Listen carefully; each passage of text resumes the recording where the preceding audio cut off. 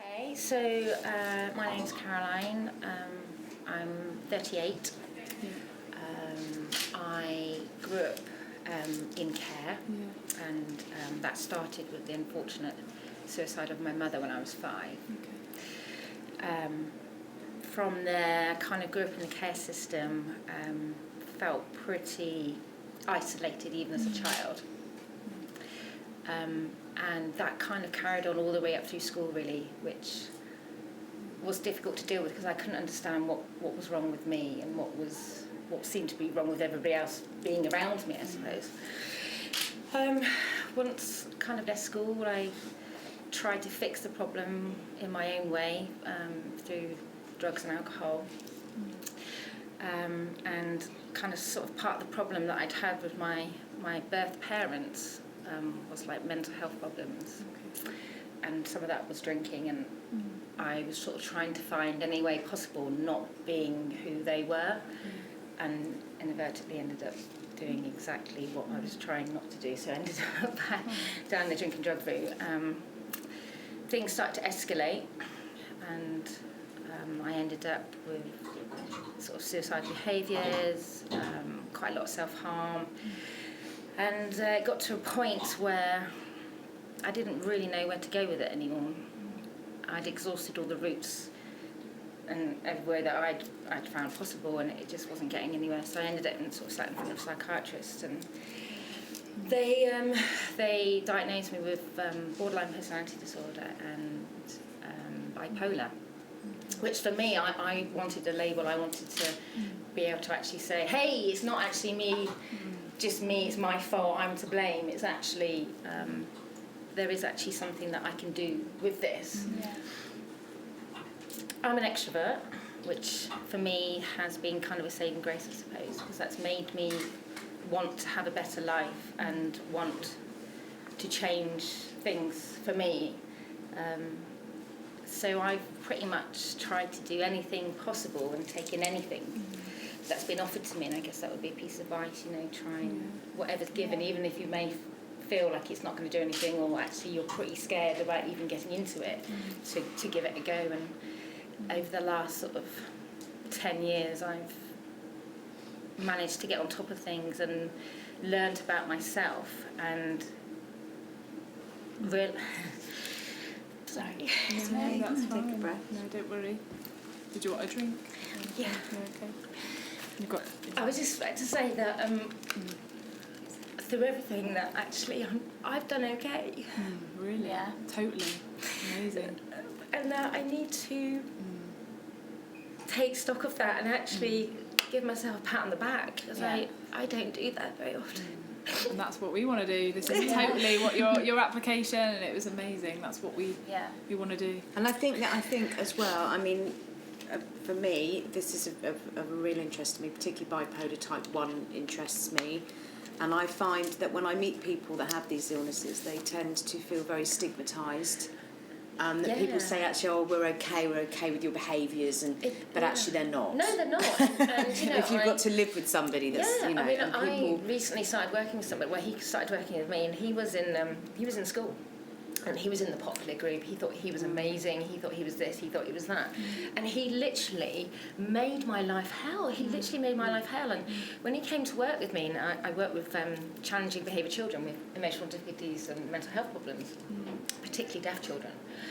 And so he's come onto my territory. I've been there a couple of years, and we had to go out on a Christmas do, and I pulled him to one side and said, I need to speak to you about something. You were horrendous to me at school. You treated me really badly. Why? Because you were different. Because you were strange. Because you were weird. And I was like, but you just made it worse. You being you made it worse, being like that, And he was mortified, and he changed as a person. He was mortified, but that just shows how little understanding people have of mental health, and actually by having that stigma, not talking about it, or by it becoming popular. At the moment, it's quite popular to be. They just call it bipo. Yeah. It's not even the full word anymore. It's fashionable to have bipolar. Oh, is it? It's quite fashionable. Oh, so I'm totally in and the it's clip a now. but it's like a celebrity instead. It is. Forgive me, the old fashion manic depression. Okay, that's the term psychiatrically, and then it's become bipolar, and then so that label has become in the celebrity world use, and so the children associate with the wrong thing. So there is a lot of misunderstanding about what it means and what people look like that have it. Yeah, and I think a lot of people, especially when people get to know me, they just don't realise how low I can be, because I am high energy, I am loud, I have a big personality, I am, it's all going on, and they can never really see the contrast of actually the pits of the earth that I can go down to, and it can happen quite quickly as well. And a piece of advice I would say is learn about yourself, try anything possible that you can do to work out how to manage. For me, I have my little systems, I have routines. I like to do the same thing, like my evening routines, because of my horrendous sleep pattern. I have to do the same sort of thing, and actually exercise, all these sort of things, healthy living, do anything possible. And when I get some really bad days, I can say to myself, actually, you are doing everything possible to make sure that these days last less and aren't so often. Don't, because I blame myself again I would take, it's me, I'm the wrong and all this, but actually if I'm doing everything possible to do everything right for myself, then I can't do anything more than that. So do you think sort of people's perception or other people's behaviour towards you, did that sort of prevent, or you kind of getting the help before, or not? Or you always took all the help you could get? The label I had, I ended up with was that I was crazy Kaz. I was literally just off the planet in some of the things that I was doing, and I guess having that label has made it a little bit more acceptable. Doesn't give me an excuse, but it gives me a reason, and I think there's a difference between the two. What would you say to someone that was kind of struck, or just newly maybe told that they've got a mental health problem? Or is your charity, what's your charity? Mine. Yeah, mine. So you feel strong. Yeah, so just something to maybe say to someone, what was a turning point? What changed for you? You thought, actually, I'm gonna.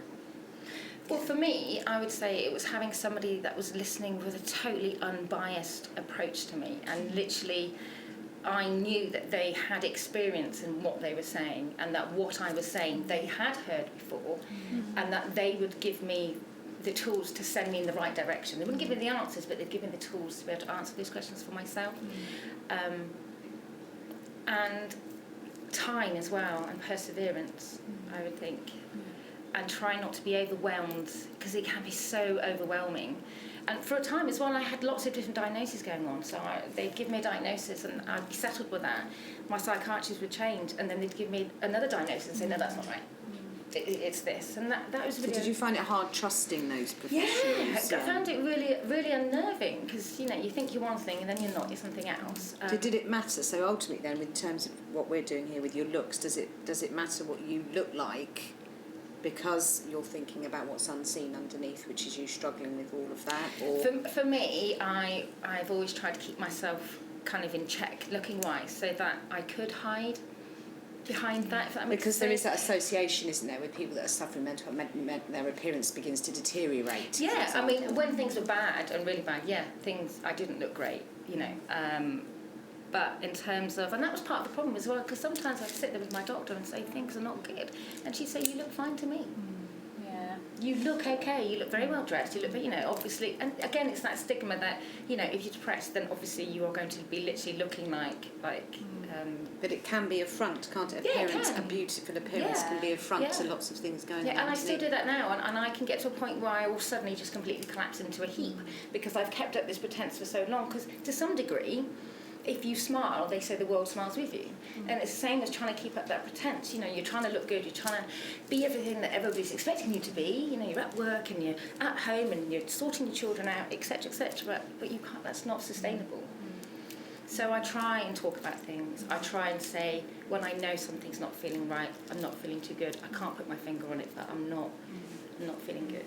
And talking about it, getting it out from the inside to the outside. Good. And you talk obviously the mental health sort of side, but obviously the addiction sort of, how was that easy to kind of, how did that work with regards to stopping or? Yeah, I mean, I initially started with drugs, and I started with drugs because I found a way of having an alliance with people. I was able to feel part of something for the first time. But I didn't realise how thick all drugs is. When you're with those group of people and you're doing it, everybody's mate and everybody's friends and you all love each other. And actually, when I tried to help myself, they would drop me so quickly, but I'd be back to that isolation again, and I didn't know how to cope being on my own and being without absolutely no one, because again, no family, no friends. The only friends I had, I was doing drugs with, so I need to go. I can't cope, so I would swing some roundabout. But it got to a point that I moved to London, and I did it rather quickly. I ran pubs, and then I switched from taking drugs to alcohol because I literally couldn't cope with not having any drugs at all.